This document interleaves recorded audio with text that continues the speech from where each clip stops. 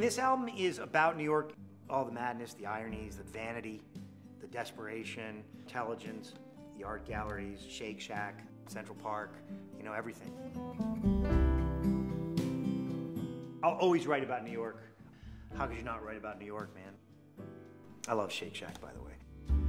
This upscale madhouse is the best I've ever seen. Nothing sticks.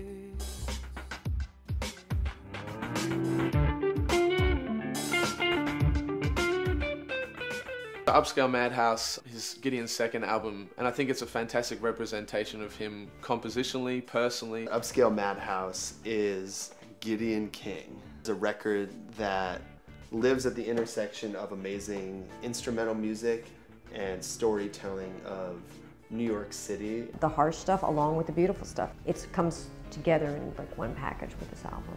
An eclectic mix of genres, personalities, ideas. It's about distinctions, it's about ironies, it's about New York. It all has a connected message. It's possible some of the songs may have certain fleeting messages embedded in them, but no, there's no message.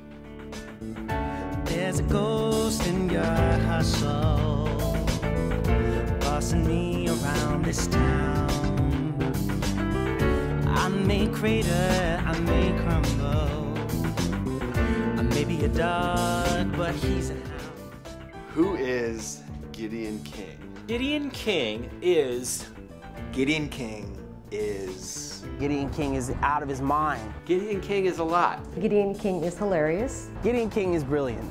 an extraordinary mind. Gideon King is complex. Gideon King owes me a lot of money. Gideon King is the guy that I've been waiting for. You disagree with our opinions? We're coming for your fucking family. I got this email from this guy. He said something like, I'm a Wall Street guy, but I'm not a, you know, cold-hearted son of a bitch.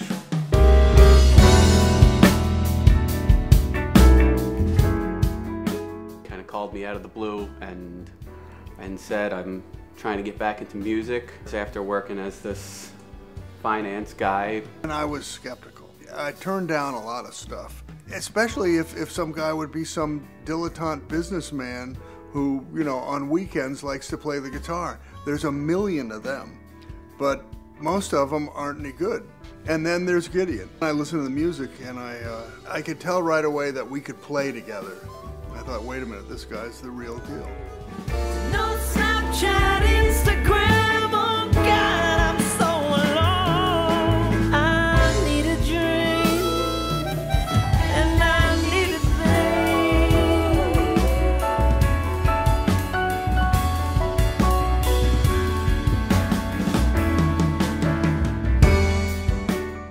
When I first heard Gideon's music, I thought, boy, this stuff is really luscious. There's a lot of undercurrents in there. There's a lot of things happening. The amazing thing with Gideon's music is that it's actually quite hard to pinpoint. There's nothing really that sounds like it. If I were to describe his music in a genre, I'd say like Jazz, pop, rock. It is jazz. I guess I would have to call it jazz rock. There's definitely soul elements in it, there's folk elements. Funk and rock. Like soul, pop, R&B. like singer-songwriter, psychedelic rock jazz.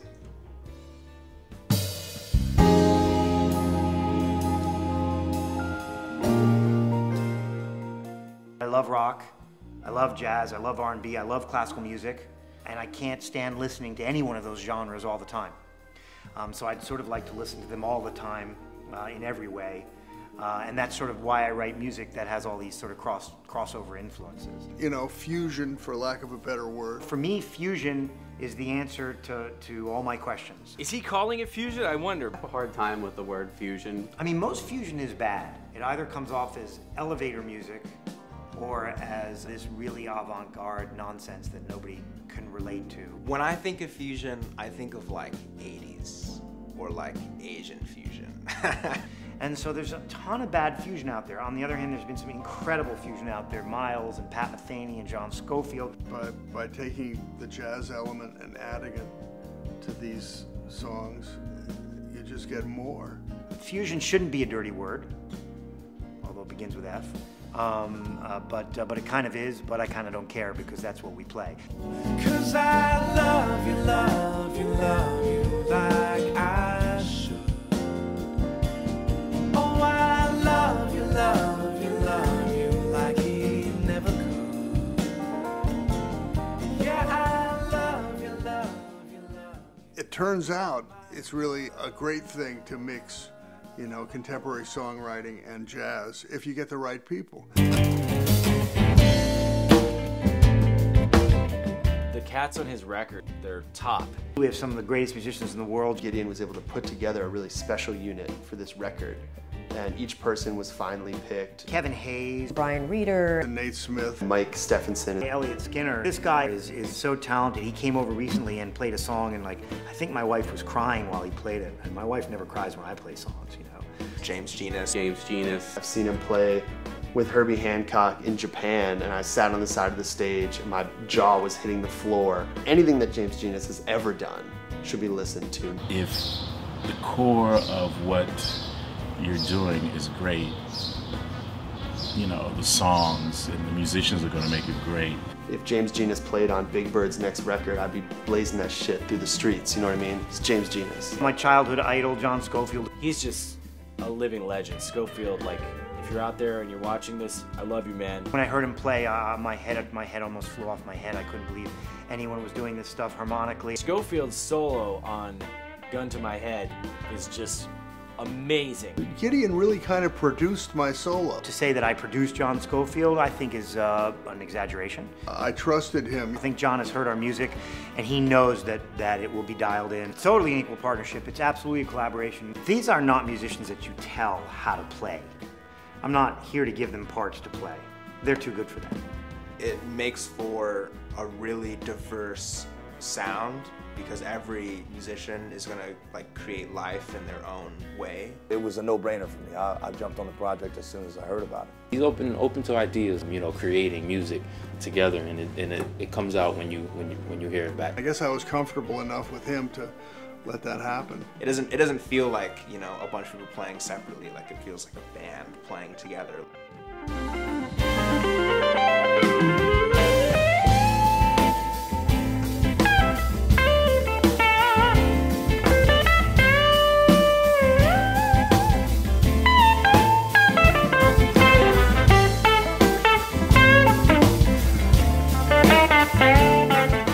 I felt an affinity just for his style of music too, playing a solo. This is what I do. There's not a lot of solos in pop music.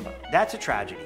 That is a form of incarceration. In his group, like, there's some real improvising going on. And I love the open architecture of having some solos on this album. I love the fact that people can express themselves. Turns out that we're all improvising all the time in life. I mean, if we were only reciting something that we knew by rote, it wouldn't have the meaning.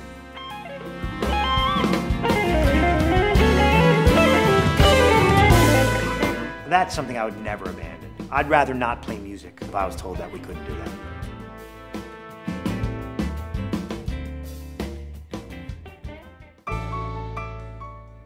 Upscale Madhouse. I'd say what strikes me the most is the songs, the melodies and the chord progressions. They bend your ears, you know. I think that Gideon's trying to really stretch the human ear in pop music. Not just your, you know, 1, 4, 5 chords, like Gideon might have 1, sharp 2, flat 9 to 13 chords, augmented chords, 4, 9, every damn number that you've ever thought could be in a chord. Gideon King is going to throw in that to see how it makes you feel, because harmony is meant to bring our emotions to life through sound. He really knows how to create beauty in the music.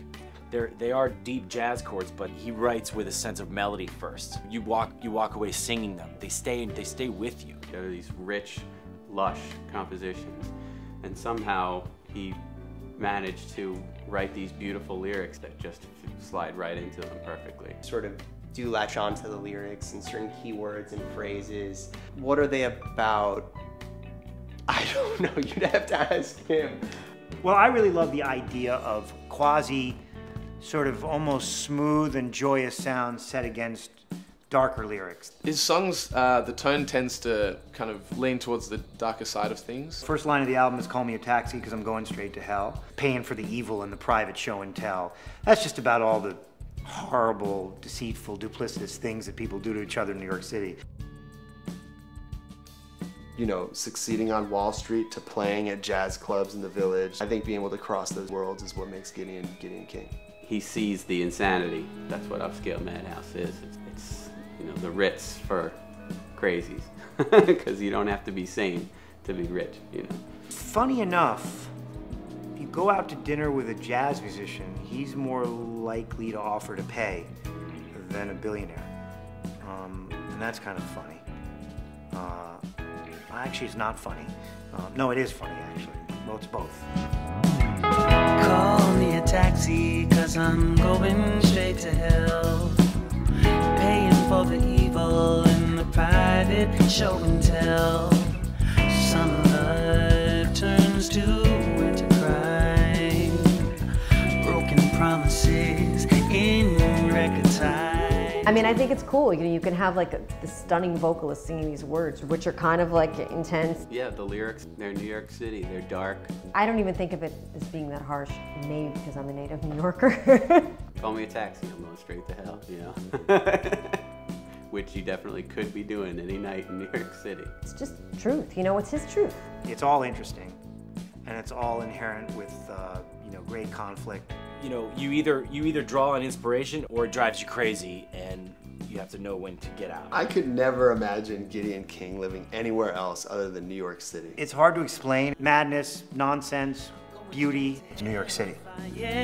Vultures in the sky. My secret's safe with me. No, I ain't the nicest guy. No, I ain't the nicest guy. No, no, no.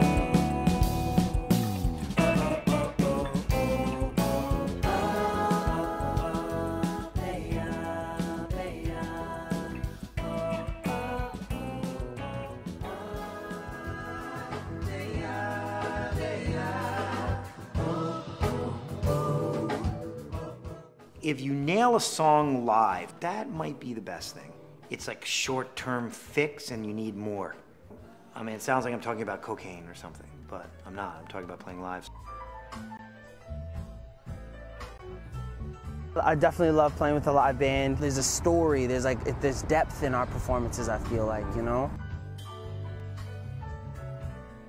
All the musicians are very unique in the band, so they all sort of bring their own perspective. You can tell that there's a vibe between us on stage. The live show in this band, it's just a ball of fire. When there's the right chemistry and it works, it's really powerful, and people are just like...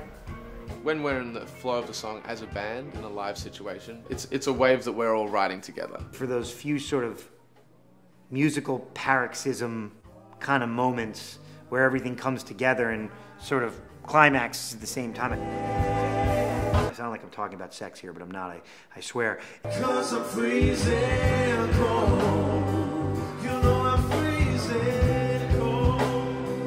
You know I'm freezing cold. I'm so freezing cold.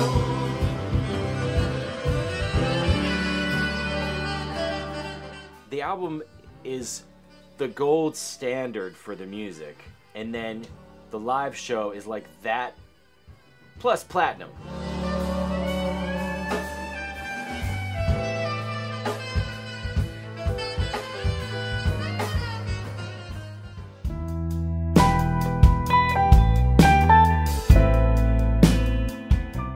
Upscale Madhouse, how do I feel about it? I'm proud of it. I'm proud we got through it. I'm proud to have written all these songs, and I'm proud to have worked with all these great musicians. Upscale Madhouse is a great record. Yeah, it's an incredible album. It's a sublime piece of work. We don't have that many groups right now that are putting out, you know, pop rock albums that are really harmonically complex and deep, and at the same time very accessible and memorable. Really a great thing for the world to hear. I would say that Upscale Madhouse is a record for someone who wants to challenge themselves to be a better person while they're listening to music. I do have a feeling of great and deep regret when I listen to it. If I could do it all over again, I'm sure I'd make a bunch of changes. But I'm already moving on to the next one. I have no doubt that there's more music to come out of Gideon. Once it's over, you know? It's out there. There's not much more to say. To this place, you know, the AC works just fine. Turn down your fade, you know, you whistle while we cry, cry, cry, while we